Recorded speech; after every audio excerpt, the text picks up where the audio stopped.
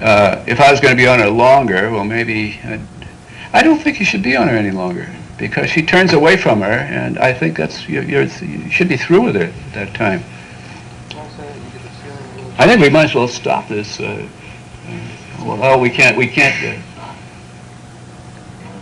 Well, yeah, because that's all there was. That's all we were going to talk about anyway. So. You want to cut it off, please?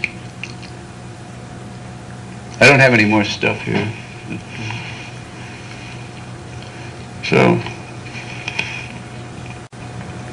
anybody have any things they'd like to know about or anything?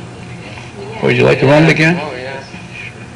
You want to put this on again That's the way you get that flesh to come back. Oh, it looks so gross.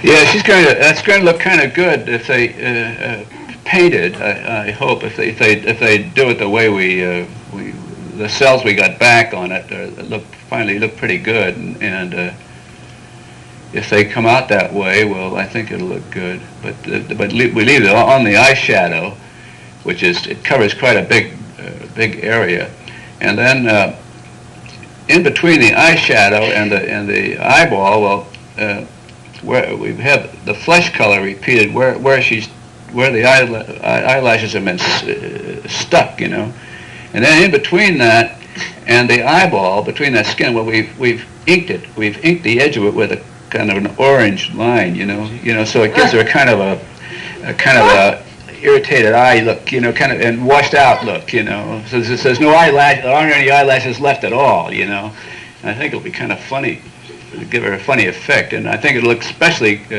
funny. You can't get there was no way of getting it on the drawings, where you could get enough contrast or anything. But I think it'll look especially funny when she still has one the eyelashes on one eye and not on the other, So I'm hoping so anyway.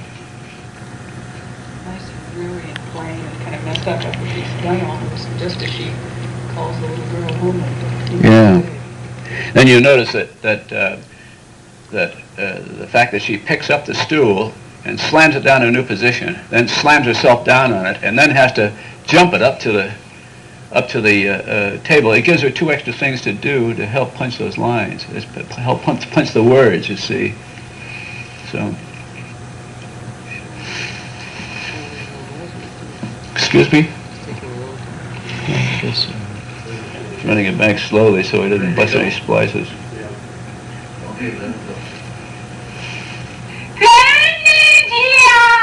Auntie Medusa wants to talk to you. High-tide or not, that little brat is going to find me that diamond tomorrow, or else. Come in, come in. Did you want to see me, Ma'am? Oh, yes, my dear, don't be so shy. Now, I am going to let bygones be bygones. Do you know what would make Auntie Medusa very happy? Yes, you want me to come back on it. That's right, dear. I tried hard as I could. Honest. Of course you have, but we must try harder, mustn't we? And please, will you take me back to the orphanage, like you promised? Penny, don't you like it here? A big, beautiful boat all to yourself. But if I don't get back to the orphanage, I'll never get adopted. Adopted?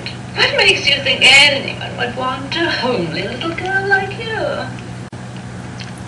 Oh no, you wouldn't want to be on her any longer there. You want the reaction of the little girl there. All right, we have 50 minutes to go yet, and if you don't, so if you don't ask any questions, I can't say anything. Milt, I noticed you almost went into a held face when she delivered that last line. She was doing something, it just almost the mouth was moving so you could really state that other eyelash coming off. Is that something you really Well, yeah, you don't. It's better if you have something that you want to show like that. like if like in that case, you're taking the eyelashes off, you know, and that's what you're selling, and I always believe that you shouldn't let anything else interfere with it, and if you want to draw, you don't want to draw attention to anything else. It's The face moving around. that's right, Couldn't focus on. right, yeah. It's better if you don't. I don't think you should ever let anything interfere with the main thought. It's the same. It's the same as I touched on that last session we had, that you always want to be in line with anything you do, anything you add to a scene where you're going to plus it or anything. You want to keep it on the same thought. You don't want to inject another thought, you know, and then by the same token, you don't want anything to interfere with what you're trying to put over. And any movement. Anything she does to move around there, or any eccentric movement that she would make, except with that eyelash, you know, well, you'd be detracting from it, you know. First one there. How completely do you draw that out before you do something like that? Well, they had a pretty good layout on that one, you know. I didn't change anything in the layout. Well. They had their dressing table, and they had the stool there and everything. They had that was all set up in this particular scene, and all I did was get it to business, and so you know it doesn't make any difference where that stool is. You know, she can. I don't quite understand the question, really. Well, I was just wondering how much you went into it before you actually animated it. Well, I'd given Don an idea what I wanted to do with the scene, you know, and that was the first crack at the layout, as far as I know. It was the first one that was submitted to me, and it was great, you know, it worked fine. And that business with the stool, and that was your own thing, that was not suggested in the storybook, so you No, that's something that's up to you to do, you know, to the animator to. In fact, this whole damn thing is all my business, you know. The only business that's on the storyboards is that she's doing something, getting ready for bed, and she calls the girl down and puts her down. It's you know, we had the dialogue. So it's up to the animator to get the most you can out of it, you know. That's something too, you know. When you, I think, but particularly with you younger people who aren't, if you're not, you know, you're not too damn well established, you know, and you hesitate to change the business, you know, the director's laid out, or you hesitate to change layouts, and I think you should get in the habit of, because it'll stand you in good stead. It's a working habit that you should have. And even if you get hit over the head and put down, you should have it. But you should get in the habit. It isn't any lack of respect for the director or anything. It's a matter of milking the hell out of everything and getting the most out of any situation, and then getting the most out of any scene, and the whole sequence and the scene. And you should be in the habit of questioning everything, because nobody's invincible, and hell, a lot of our directors leave a hell of a lot to be desired, you know, and Walt was, you know, when Walt was alive, well, it was sort of a different story, because you had Walt to please then, you know, but now you've got a director to, you have to please yourself, and you have to get in the habit of, I question everything. I think you should always, what I mean by questioning it is that, you should ask yourself if this is the best way of doing it, and is there some better way, and give it a lot of thought, and if you come up with something that is a better way, well, you might be able to sell it, you know, even if the guy's pretty stupid, he might see it, you know, he might see the point, you know, you never know, but I really mean that. I think it's a working habit that's indispensable if you're going to be worth your salt as an animator, and especially a top person. If you have you have to have the courage of your convictions, you know, and I don't mean I'm not overbearing or anything, but I do I give things enough thought so that when I decide to get the damn thing in animation, I'm pretty damn sold on the way I'm going to do it, you know, and I do it that way, you know, because I think you need to just get enough confidence in yourself and think about that. It's just a matter of thinking about it enough, you know. Yeah. Session, we're talking about the old man character. Yeah. And, we checked out that reel, and we were also talking about that type of super realistic characters that you didn't really like to do, and you were telling Andy to get everybody to draw so that you wouldn't have to do them all. Now in that reel from Aristocats, it had such a big contrast between the old man who was a lawyer and the madam. But when you think of what she was doing, here's a lady who was eccentric enough to will all her money, all her possessions to her cats. Yeah. And I was wondering why was she portrayed so realistically? Was that your decision, or your decision? Oh, I didn't know any. No, I guess it was my decision. But I didn't know any other way of doing it. I think that you know, you've got a pretty straight role there, you know, and she was thought of as straight, you know. Your dialogue, the way your dialogue is taking everything. She's a really very nice person and very well-bred person, and you know, and the way the thing is set up, you know, the whole thing is set up that way, and the fact that she was going to will her, you know, if she's that nuts, well, I have nothing to do with that, you know. I've got to take make the most of what I've got to work with there, you know, and you know, I wasn't crazy about the story, you know, or anything, and you know, we've got it, so you know, you do it, you know, so you do what the best you can with it, and so she wasn't interesting to me at all, really, but I just did as good a job as I could with her, but the old man was. There you got something interesting. You've got a guy who's young in heart and God, the spirit is willing, but the body is completely won't function at all. You know, it's completely decrepit. And that's a swell situation. And it gives you a rich character and something you can have a hell of a lot of fun with. So I had fun with him. So would you say a character is set by one of the dialogue and what's... Oh no, I think it's set by everything. I think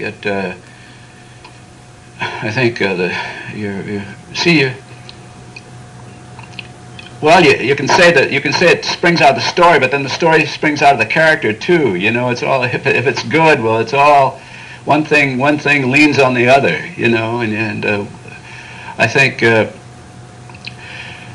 often said this: if there's anything good about our pictures, well, it's the fact that our characters are pretty rich most of the time. You know, or we do have some rich characters in our pictures, and. I think that the story has to. I think that it's always been this way. Walt worked this way more than anyone. Is that he'd kind of drive with the story by the seat of his pants, you know, so to speak. He would, for instance, Jungle Book. We had how many? We had 5. We had about. My God, about 40 minutes of film on that thing before the tiger got into it. We knew he was going to have to get in, you know. And I remember a meeting where I said, "Hey Walt, before you break it up," he started to get up, and I said, "Before you break it up, don't you think it's a good time to see where the hell we're going with this story?" And he says, "Oh," he says, "you can get all bogged down with these goddamn stories, you know." He said, "It'll be all right, it'll be all right." When he went out, he tapped me on the leg. He says, "It'll be all right, it'll be okay, it'll be okay." Well, he didn't feel like, you know, that he didn't feel like getting into it right then, and also he didn't want to get into it when you felt like it. He wanted to get into it when he felt like it, you know, which was certainly his privilege. But you know, he worked that way. When we got he got so he liked the characters that we were doing and the way it was going, and he'd go from one situation to another, and the damn thing let the damn thing flow, you know, and it worked pretty well. Yeah, at least it has a nice natural flow to it, you know. But you know, he always worked a story that way. It was impossible. You could never get an outline, get Walt to. Even I guess he'd read them, but he read them very impatiently if he read a story outline. He was a funny guy. So he was an instinctive story man.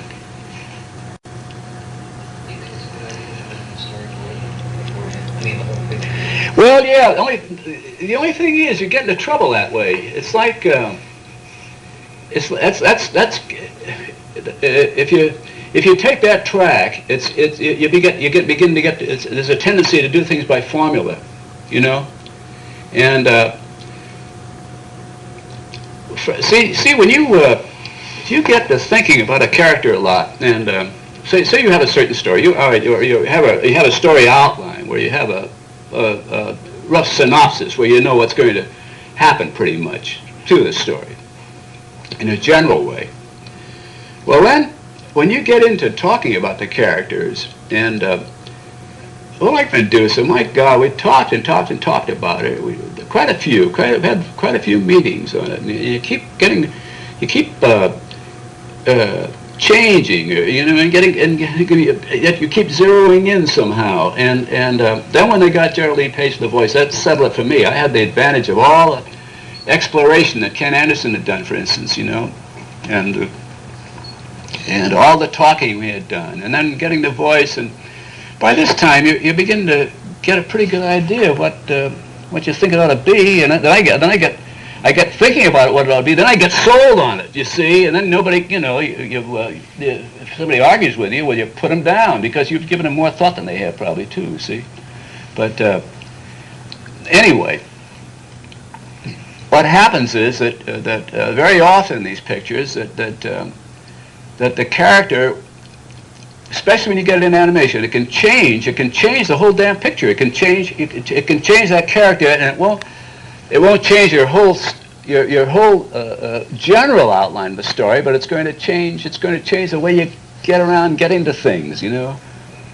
And look at Jungle Book. That's a good example there. We were doing a Kipling Jungle Book, really. We started out to do one, and it was funny. They even got some. Walt even got some people from USC, some Indian students, to come out and act as sort of an advisory capacity on the dialogue, and even took some dialogue with them, which was awfully funny. Some of these things were, gee, funny. I remember when the little boy said, "That limb up there," and this guy who was taking Bagheera's part said, "Right!" The guy, he really acted it, you know. It was awfully funny. But anyway, we got like Baloo the Bear. This thing got you. Oh, and it was a rotten song that the Sherman boys wrote, you know, if you know the da-da-da-dee, da-da-da. I mean, it was a really rotten song. They wrote a lot of rotten stuff, too, you know, but Walt wouldn't buy it, you know. I mean, Walt had as I told you before, he had the capacity of getting things out of people he didn't have, and he could get it out of these musicians. They'd write songs that were better than they could write, you know, because he was hitting them over the head. Well, anyway, what happened was that Walt was a friend of Phil Harris's, and he got him in to try some on the, you know, the Baloo thing, and good God, Phil Harris, you know, and I would have sunk that ship right off the bat, because Phil Harris stands for all that I don't like in entertainment, you know. Really, I couldn't stand this guy, you know, and anyway, they heard the track, you know, and I was listening to this thing, and Walt just loved it, you know. God, he just loved it, and and Kipling went out the window, you know.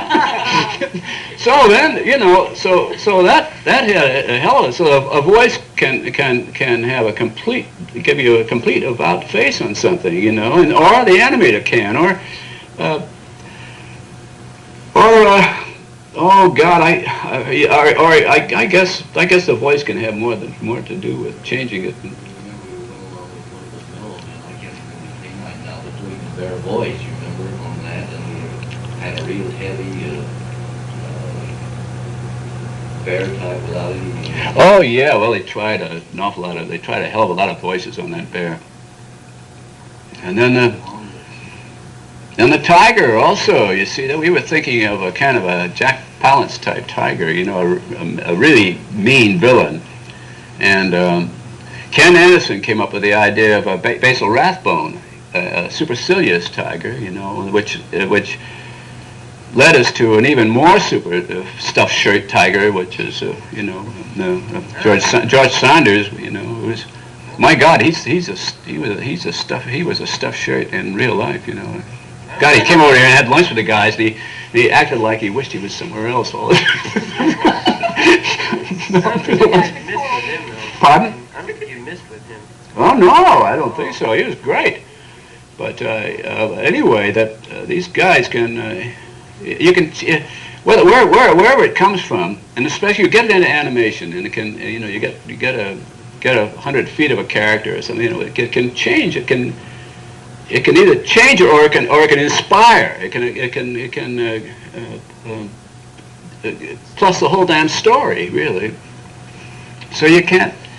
What I'm getting at is that you were asking about doing the whole board. That's fine, but you shouldn't go into detail. You should keep it loose, you know, because it can change a hell of a lot, you know, and you get to thinking into it more and in more detail, and you find that maybe the whole story will change, you know.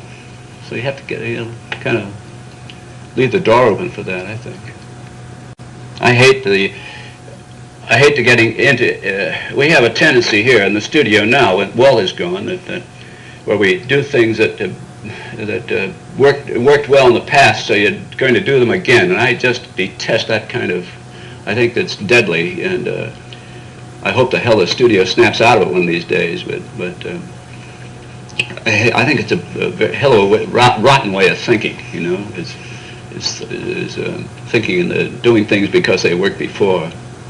And I always try with my own animation. I don't have any formulas for doing anything. I try to be fresh and try to let it spring out of what I'm trying to do rather than what I've done before. That, you know, something worked before. I don't think that way. Oh, that's terrible. That's even worse. You see, live action. We used to use live action for reference, and I've used it myself. The only thing is, I didn't use it blindly. But we have a tendency. We have a bunch of lazy bastards around here, and they'd take the damn stuff because they didn't have to think. You know, they just they draw the character over the damned photostats and that's what you'd get. You'd get the same performance you got from a second-rate actor, you know, or third-rate maybe even, because the people they get in here, they're not going to get John Barrymore in to do the reference work, you know. So you get somebody who hasn't been discovered yet, and most of them, unfortunately, weren't discovered, you know, ever. So yeah, well, that's no way of working, though. I feel that I've said this before, you know, in a last session. I think that a guy ought to, you owe it to yourself and the medium, and to know how things to know how things work, so you can do them, you know, without having a live action crutch. What have you found a good source of study just the way things move? Oh, my bridge. My bridge is wonderful because you. One thing that's good about it is they have these graphs, behind it. That's a hell of a big help because you can see the relationship, between how high or low things are, And then all these things, these books we have are the reproductions are small and they're not too good, but if you get the originals, if you can get the we've been through that. I don't know whether they've got access to these plates or not. UCLA or somebody has them. We tried, we just didn't come up with anything. The best thing we have now is a new edition but they're fairly good size, Yeah, because the ones that I got most out of, you could the photographs were good enough, so you could tell where the scapula is, where you could see the motion of the skeleton, pretty well in these things, and you could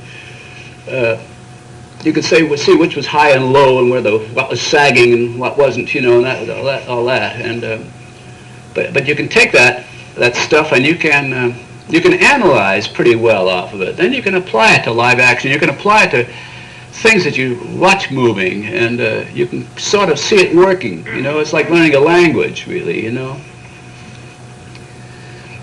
But if you get so you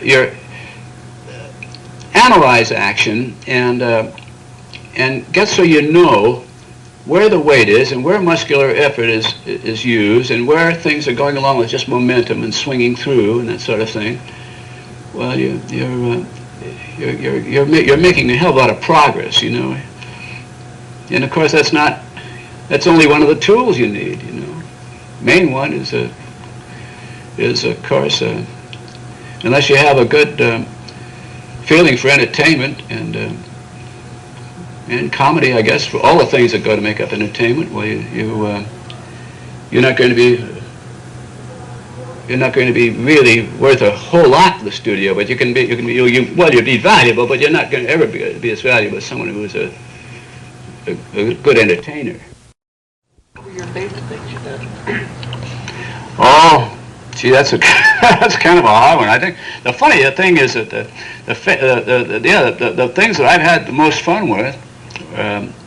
I enjoyed Shere Khan very much. Madame Mim, I just loved doing her. I like a lot of the things in the Sword and the Stone. Brer Rabbit. Looking back over the years, I think that the Song of the South characters are kind of a high point. But I enjoyed the old lawyer, as I say, and the butler, and I enjoyed. I think Medusa I've enjoyed more than, I guess maybe more than any of them. I really kind of. I think this was a real privilege to be able to do this character, and also for me particularly because I have never ever been able to do a character all the way through a picture before. I've always spread through the picture, and do a little bit of each one, then somebody else takes it over. And this one I told him to go to hell, and I was going to do this. So. Sure keeps you the same anyway. Yeah. It's amazing to me, really, that she is consistent as she is. The dialogue, she doesn't have any real bad dialogue to say. Yeah, well, Geraldine Page can take dialogue that isn't very good and make it sound good anyway, So, she's a pretty good. Oh, she is. She's really, she's really outstanding. She's a really marvelous actress. And I told you, that stuff in the salon, that stuff that the very first stuff I did with her, it was the stuff that she did. It was her first time through the damn stuff. There's about 100 feet there where from the time she comes in the door there till I think that whole bit there. There are a few lines in there that had to be added, but but I think for the that pretty much that whole thing was and it was her first time through. I couldn't, because when I did this stuff, when I heard it, well, I thought, oh my God, it's just great. We just made I just made production out of it, and everybody agreed with me that it was fine. And then there was one thing she said that I thought, well, I had a different idea, and I forget what it was now, but I thought I'd like to listen to the outtakes, and see if she said it a different way, And there weren't any. My God, this is the first time, first and only time through it. I couldn't get over it. Because, she gets like that way she said, "You are too soft." Jesus, who the hell would think of that, That's really, boy. Oh, I don't know her. I only know her a little bit on the stage there. Probably, I don't know. But she was awfully funny, though, because on the stage, she'd be in this little violin with it. Yeah, that was all right, and then she's ready for the take, and she'll roar something. She's funny. Step people kept coming up, hitting him with his dust or whatever it is they put on him before they... Oh, yeah. And the only thing that was missing in his rebuttal toward the guy, he got mad and started going into his little thing at him, was the only thing missing on the screen would have been the swear words. And it was exactly the same. You know how he stumbers and Yeah. that? Yeah. Mm-hmm. Well, it was right there when he was really mad at the guy. I mean, it was really... Uh-huh. You could tell him, like, Yeah, I would imagine it would be. exactly. Yeah. So these people are such good performers that you can't tell what they'd be like. What are some of the traps that they've fallen into that you'd like to see changed? That you'd like to see them not repeating past things? Well, you mean to be specific? Yeah. That's kind of hard. Well, there was that song that we had that song in this thing with the Swamp Volunteers, and it came out, so the sequence was thrown out, so there wasn't any song. But my God, they had this march, and they couldn't get a march out of the musicians, and so they had this goddamn thing from the Bridge of the River Kwai, which is a great march. But my God, why use it? Why not use something of our own? You see. So this was a good march, so they're going to use it, and so that's, yeah. Yeah, well, it's kind of, it got thrown, finally the sequence got thrown out, but God, I did it, for me, I'm still a mild person, but I did a hell of a lot of hell-raising, relatively speaking, on that, because, I didn't think that they were giving the musicians anything to get their teeth into anyway. But hell, all you have to do is look at our live action pictures, and see the repetition of these things. They keep using the same old things, the same kind of a gimmick formulas, And I don't think there's nothing wrong with. Gee whiz, the same thing in principle or something, but once in a while. But the only thing is that it ought to come out of what they're trying to do rather than. I think they have a tendency to think back, and there's a tendency to look back at what was successful in the past. Mr. Hitler said that flat out. The meeting that he had. What did he say? I asked specifically, all of the wild animal pictures usually entails a young... Oh, so Junior goes wandering off from, and there's a predator around. They always knock down the flour and the honey and get it all themselves and race around the building, whatever it is, and knock everything down. And the guy comes back and surprises the animal and goes, Yeah. I mentioned that specific thing, and he just very calmly didn't phase me. He said, oh, it works. Well, you said it works Yeah. all the time. Yeah, didn't he? It was just like that. Yeah, that's too bad, see. Well, You get a vineyard to give it's back. just it's just a goddamn line of reasoning. It's a type. I just don't believe in that kind of thinking. I think you ought to start out with a damn subject matter and then do the best you can and let it spring out of that. And try to milk everything out of it, get the maximum result out of it. Well, you get your best out of everyone who's enthusiastic, and no one is enthusiastic about doing the same thing again. So you're not going to get the best out of your That's right. staff. You see, that's what Walt didn't do. See, all this damn repetition and stuff. This is all post Walt. Like that time Bear traced the dance scene from Robin Hood out of Snow White. Well, yeah. Well, there you go. Now I was very embarrassed when we went back to Willie and I went back to Florida for they had a party for the wire services and the Eastern wire services and that sort of thing, and press.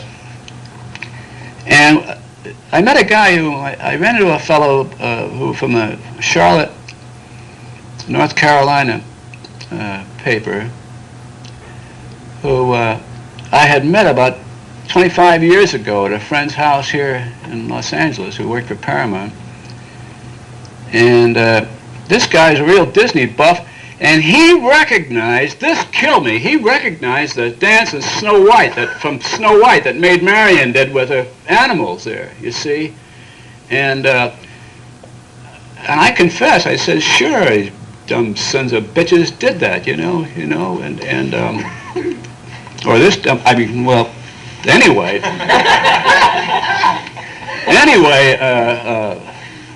I think that's terrible. And Don Bluth, who did this thing, had it shoved down his throat. Really, I don't think he'd ever want to do anything like that. And if he had animated himself, he probably would have done it just as fast, and it would have been something that would have sprung out of it and been a hell of a lot better. God, I'd rather see something that isn't animated as well, and be fresh, than I think that's a cardinal sin, is taking something out of one of our other pictures. It's like using that song. Anything you use over, it's been done before. Well, God, I think it's deadly. I think it's a rotten way of. It was kind of pathetic with Don.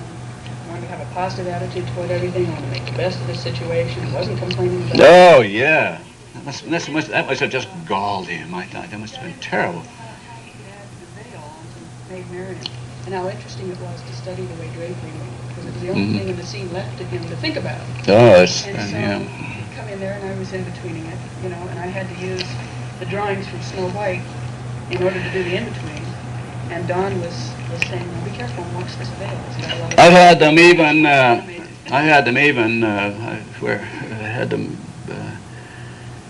There are instances. People think that way to an extent, that they'll stage something in a way that it shouldn't be staged in order to use some old animation or an animation from another scene in the picture or something like that, And they'll finally end up by, very often it ends up costing more than quite a bit more than if it had been animated for it in the first place. I was wondering, there are some scenes with Medusa in the Swampmobile, this picture, where they're reversed at times. You'll see the boat come in from the left, and they'll reverse film, the same scene will be run coming in from the right. Are there situations where something can work more successfully from one direction than another, or is direction, that is, if you look at a painting in the mirror and see the composition reversed, it occasionally doesn't work. Yeah, that's right, yeah. If that problem, then it becomes like in the case where you're reversing direction. I don't know. I really don't know. But I don't. That's forgivable. Something like that is if you can cut corners that way, I don't object to that so much, because or you can come in on because they're kind of stock scenes. They're continuity scenes that the ones that bother me are scenes like like the reuse of the sheriff that I did in the church with when he's saying when he's trying to rob the poor box and the Friar Tucker's raising hell with him. That's where I developed both those characters. Well, later on in the picture, well, they use all the same poses and everything on the sheriff, and misuse them and God, this looks like hell, but God, it's almost like saying, well, Jesus Christ, let's not do anything, or we better use this stuff because otherwise we'll be doing something original, that'd be terrible, But that's I hate to see things reused in that way, and those scenes and those poses they're done for a specific thing. They were right for that stuff where I did them, but they weren't right for the stuff that came later, and they shouldn't have been tried to use them. I don't know why they do. I don't know. I have no idea. I can't. This is like it's a state of mind I can't cope with, and it infuriates. It just gets me so I can't. Oh my God! At least leaves me speechless, and I can't. I look at these people. I can't understand. I can't understand what the hell, what how they think. That's like in the Winnie the Pooh stuff. A lot of your stuff in the Winnie the Pooh too before. Yeah, that's right. And they don't and misused. It wasn't a tis. You chew that stuff twice and it doesn't taste good. When you chew it 47 times. Yeah, well, yeah, 3 or 4 times. Yeah, and it begins to. Yeah. Well, were there your career here, looking over all of it, were there things that you wanted to do that you pushed for, like directions you wanted to see the studio go into? Yeah. Yeah. I guess what I'm asking, would you like to see the studio do in the future? Well, I tell you, I'd sure like to see them do this Book of Three thing and this the Lloyd Alexander thing, do it well. I don't know. I think that what I've been kind of hoping is that you see that I think too much stress. For instance, I got on the outside, that we get the criticism we get from Europe and from other people in the United States, other people who make only shorts,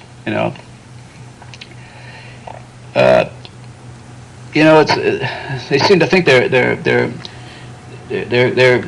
forging ahead and cutting through jungle and developing new frontiers when they have a technique like working in crayon or something, and it doesn't mean a goddamn thing really, and there's nothing for I think we talked about this the last time. I don't see anything wrong with.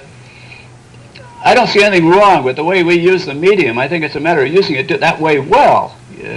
That's all. It's like saying that, gee, why the hell have characters why have plays? Why have characters on the stage all the time? Christ, they've been doing it since before Shakespeare, and why keep doing that? Well, it just turns out that you have people and you have stages, and it's the best way to have an audience, and if you're going to do it live, and it's kind of stupid to think of that as being old hat. It's the thing that.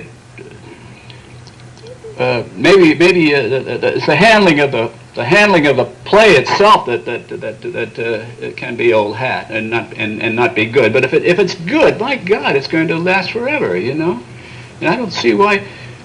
I don't think there's any such thing as old-fashioned and new-fashioned and that sort of thing.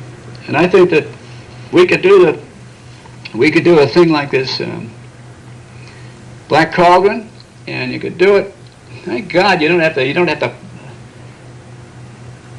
see what there is, but you have to have control over the medium. The reason we work in it, like we don't have soft edge animation or something, is because you lose control, and we don't. There's no way of controlling it, because we do things that are subtle, and you have to believe. You have to believe them, and I don't know how you could do it. Maybe somebody will come up with something. But I think it's a matter of just doing it good.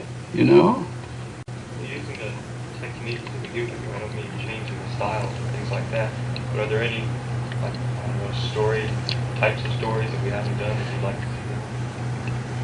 a different type of picture you'd like to see? Oh, I don't know. I remember at the time that that H. Allen Smith wrote Rhubarb, that I mentioned it to Walt, and then he asked me if it was anything for us, and I told him no.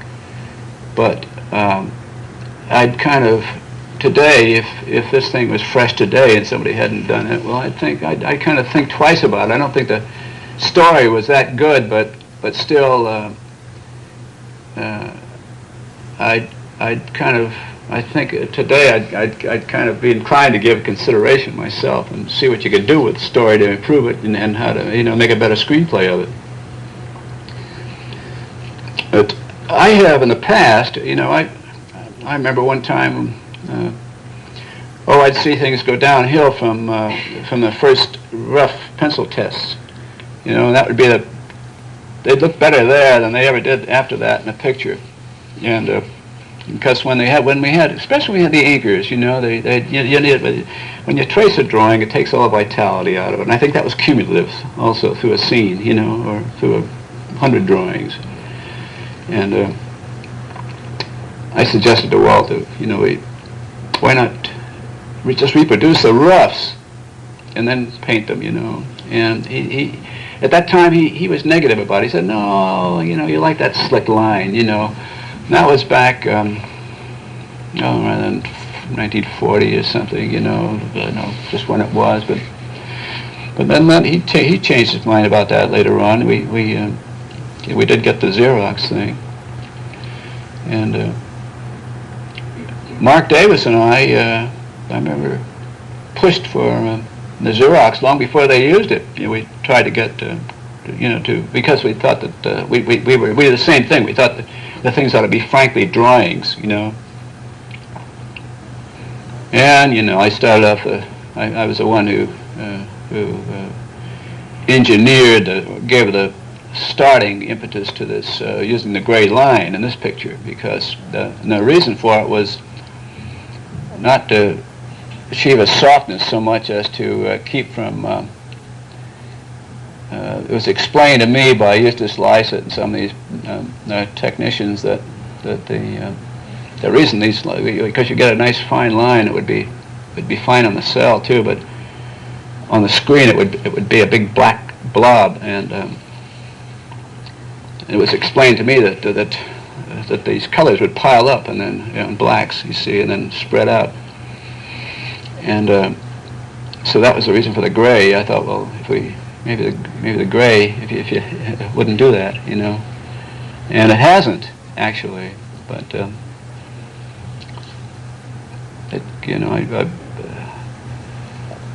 I think it's good. I think it gives a nice softness too.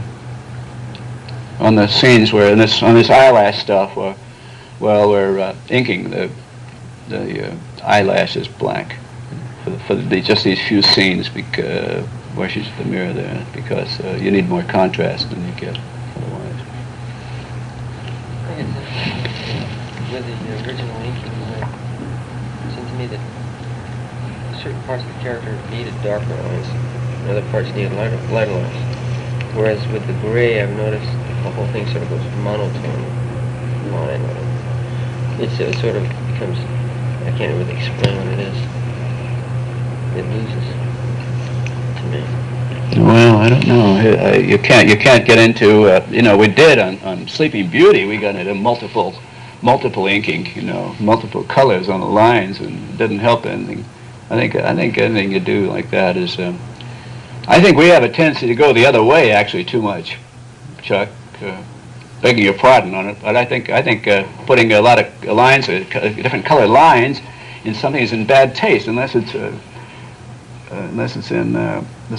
reason for it, in a story reason.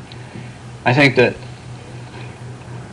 Oh God, we have a tendency to put too many colors in our characters, and they don't hang together enough, Do you see the medium as you think of it as drawings on the screen you want to portray? Because I hear people who try to.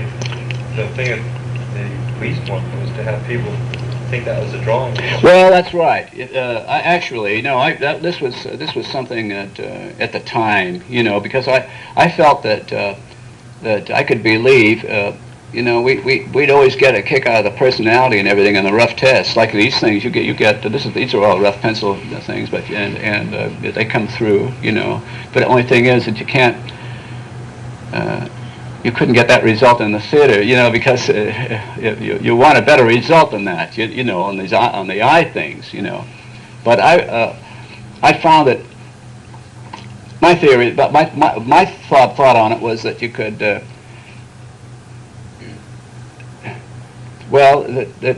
the extra lines and everything in Russ didn't bother anybody. That the personality came through, and it was just as believable as if they weren't there. And I don't know. Maybe the layman would bother more. Would bother where it wouldn't bother me. I don't know about that. But I don't think it's important that they be regarded as drawings. In fact, I think it's better if they aren't. I think that they should become living entities to whoever's viewing them. I think that they should be believable. And I think if they aren't believable, I don't think you've got anything. I think that's one of this Black Cauldron thing. I think these characters have to be believable, and you can't. You got hero types, and you got this princess, and they can't be. They can't. They have to be animated subtly and beautifully, or God damn it, they're not going to be believable to an audience.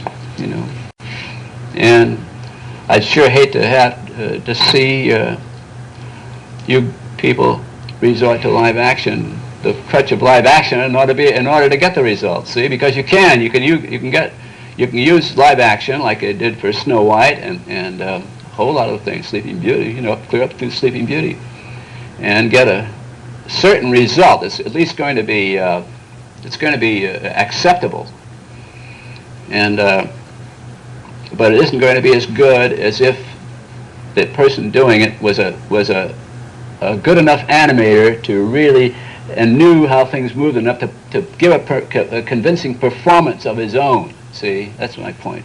And it's never going to be that good. The live action is going to be stilted, relatively. It's not going to be as good a result as you could get. I always tried to use it where get the best out of it, and where it didn't come up to what I thought it ought to be, well, I'd change it, But even so, I wish I hadn't had it,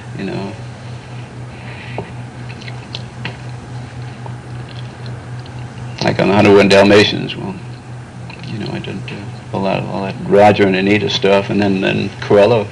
All the characters, all the live action, all the human characters in that were based on live action, And I don't think they come off as well,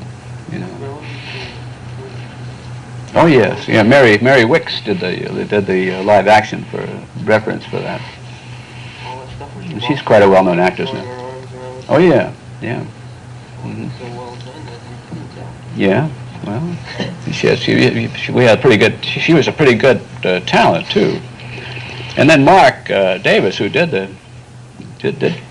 animation Cruella, was was a hell of a fine draftsman and everything, and damn good man. But I think that I think that any of us would do a better job if we didn't have it, or at least if you're going to use it for reference, use it just for that. Use it for reference. Don't accept it blindly. You haven't done any producing. Oh no, I haven't. No, I've never had any. The only reference I've had on Medusa is what I've gotten out of watching people all my life. Yeah. So. Yeah, I've run a lot of this stuff, but I've never used anything. There's no reference. I don't need it. That's all. See, I know how. I've worked enough with human figure that I don't need it. And it's easier, if you know something. If you know how something moves, it's a hell of a lot easier to do it than if you don't know. If you have to rely on something. If you have to rely on some kind of a crutch, it's so much easier and less work if you know it. It's harder in the first place, harder to learn. I mean, it takes the, I don't know, it takes the time, time and effort to learn it. But once you have it, well, you have an understanding of things, well, then, motion, well then, it's never easy. I don't mean, you know, that you're going to find it easy anyway. I always have to struggle with most of the stuff I do. You're talking about, how you know how people move, how things work. And I noticed in studying some of your animation that even, well, for instance, there where Edgar first finds out that the money's being given to the cats, he's listening through the wall, and he goes through this weird take, but it's all logical. You know that you know where the jaw is, and you know when he opens his mouth so far that he can do that, and when he clenches his teeth that he really can do that. Do you ever, go past? Oh yeah. As a matter of fact, I don't. I guess I feel or something, but I always go awfully far with open mouths and that sort of thing. On a gal like Cruella, I mean Medusa here. Well, if you look at the wide open mouths where she's mad or something like that, they're awfully far open. How we fix what time here? Well, we're running. We've run over into overtime.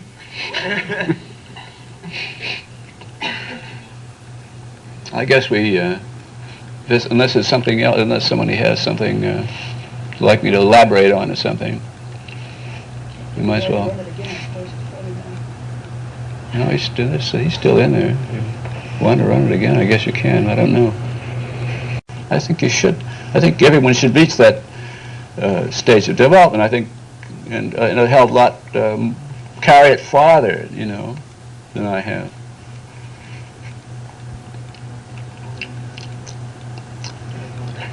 Huh? One area I gotta get. Well, all of you should set your goals high and work at it.